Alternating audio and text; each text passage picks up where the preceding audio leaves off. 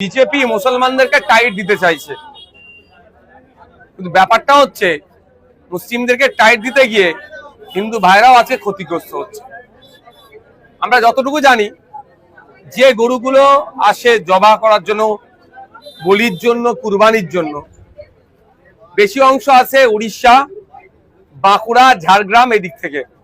সেই কারা লালন পালন করে, কারা বড় করে, দেখলে দেখা যাবে 80% আমার নন মুসলিম ভাইরা পড়ি।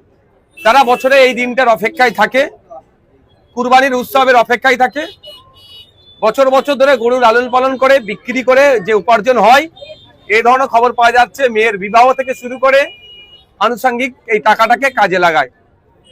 বিজেপি সরকার যেভাবে দমন পীড়ন করছে প্রশাসনকে কাজে লাগিয়ে, এতে ক্ষতিগ্রস্ত সেটা শুধু মুসলমানরা হচ্ছে না, মুসলমানদের অল্টারনেটিভ আছে। খাসি, ছাগল তারা কুরবানি করলে, তাদের কুরবানি জবা করলে কুরবানিটা তাদের হয়ে যাবে। কিন্তু যারা গরুগুলোকে লালন পালন করে বড় করলো, খাওয়ালো, একটা গরুর পিছনে 20,000 30,000 টাকা ইনভেস্ট করলো, যেটা 1 লাখ টাকায় বিক্রি করবে, তারা আজকে কোথায় যাবে? এই চিন্তায় চিন্তিত হয়ে ভাঙড় বিধানসভায় বামুনিয়া গ্রামে আপনি যেটা বলছেন হার্ট অ্যাটাকও করেছে, তা নাকি বেশ কত টাকা লোনও আছে, অনেকেই ধরনের আছে। তারা এখন কোথায় যাবে? এখন দেখার বিষয় যে 1950 সালে যে আইন আছে, সেই আইনের 12 নম্বর ধারাটাকে উল্লেখ করে রাজ্য সরকার ছাড় দেয় কি দেয় না, সেই মর্মে আমি দ্বারস্থ হচ্ছে তাদের কাছে হব। আমি আশা করব সেটা ছাড় দেবে। মানুষের রুজি রুটি এখানে যুক্ত হয়ে আছে। প্রায় 2 থেকে 250 কোটি টাকার একটা আরো উপরে হবে একটা বিজনেস, যার 70% কিন্তু কন্ট্রোল করতো আমার হিন্দু সমাজের ভাইরা।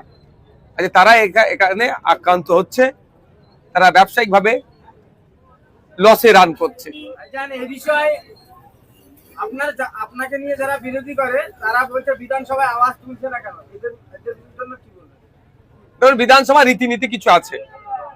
যেদিন বিধানসভায় এগ্রিকালচার নিয়ে আলোচনার টাইম দেওয়া থাকবে, সেদিন নিশ্চিতভাবে লেদার কমপ্লেক্সের শ্রমিকদের নিয়ে আলোচনা করা যায় না, সেদিন এগ্রিকালচারে আলোচনা করতে হবে।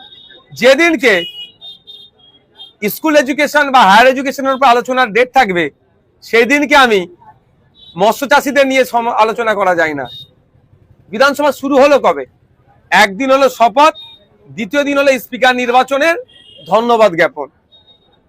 তাও স্পিকার নির্বাচনের ধন্যবাদ জ্ঞাপনে ধর্মস্থান আক্রান্ত হচ্ছে, সে কথা বলেছি। আগের মাস, সামনে মাসের সম্ভবত 18 তারিখ থেকে শুরু হবে বিধানসভা, তখন আমার পারফরমেন্স দেখতে পাবেন। আর সব থেকে বড় কথা হচ্ছে লাইভ চলবে। আমার তো বিশাল সুবিধা হয়েছে, কার কতটা অসুবিধা হলো জানি না, আমার বিশাল সুবিধা হলো। আমি বিধানসভার মধ্যে গিয়ে কি বলি ভাঙড়ের মানুষের কথা, রাজ্যের মানুষের কথা, আর তাহলে এটা ডাইরেক্ট ভাঙড়ের মানুষ দেখবে, রাজ্যের মানুষ দেখবে। যারা সমালোচক আমাকে নিয়ে সমালোচনা করছে, তাদের সমালোচনা করে যদি সংসার চলে, একটু বেশি করে সমালোচনা করুক। এই যে একের পর এক যে আইন, নতুন আইন আনছে, তাতে করে সাধারণ মানুষের যে সমস্যাগুলো বাড়ছে, এটা নিয়ে কি বলবেন? নতুন আইন কোনগুলো বলুন? আমি একটু ভাই স্পষ্টবাদী, মুখ কাটা ছেলে, ভুলকে ভুল, ভুলকে ভুল, ঠিককে ঠিক বলবো। বলুন কোনটা নতুন আইন আছে? 14 বছরের নিচে গরু কুরবানি দেওয়া যাবে না। এটা কবেকারের আইন জানেন?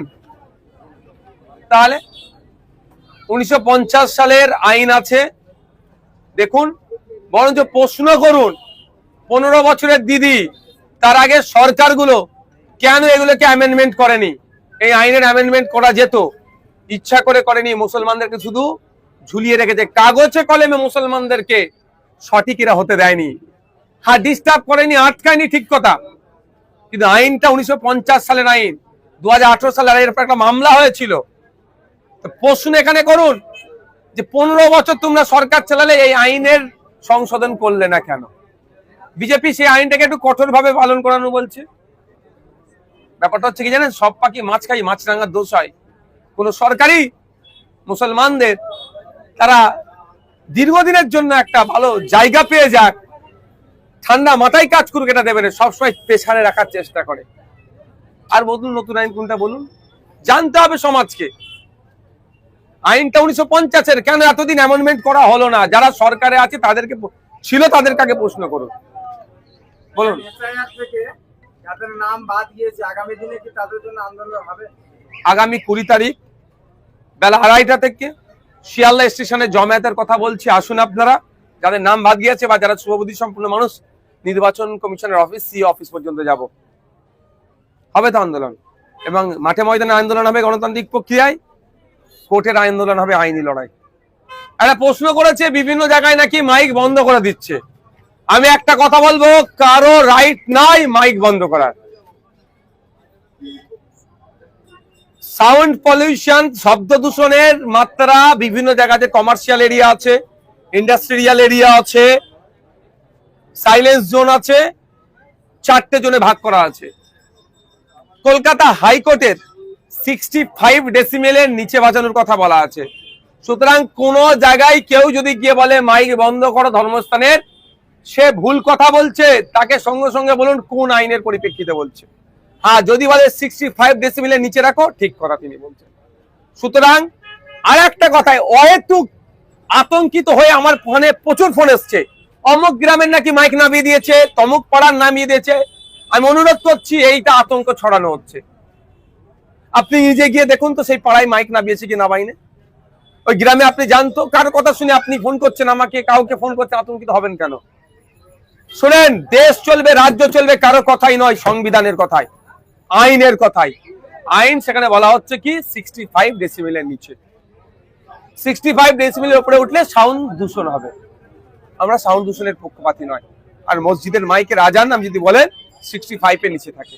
বলছি ভাইজান, আজকে আমরা গ্রাউন্ড রিপোর্ট করলাম, সেখানে দেখলাম যে আপনারই বিধানসভার চালতেবেড়িয়া অঞ্চলের বামুনিয়াতে হিন্দু গরু ব্যবসায়ীরা তারা রীতিমতো ক্ষতিগ্রস্ত হচ্ছে তো, আক্রান্ত, এবং তারা বারবার অনুরোধ করছে সরকারের কাছে যে এই যে পশু বলি দেওয়ার ব্যাপারে যে সরকার নিয়ম করেছে, সেই নিয়ম শিথিলতা এনে কুরবানি করতে দাও, না হলে তাদের গরু বিক্রি না হলে তাদের ভিটে মাটি সব হারা হবে, তারা প্রচুর টাকা দেন। শুধু আমাদের ভাঙড় বামুনিয়া গ্রামের ব্যবসায়ী নয়, ব্যবসায়ীদের যদি ধর্মীয় পরিচয় দেখেন তারা হিন্দু।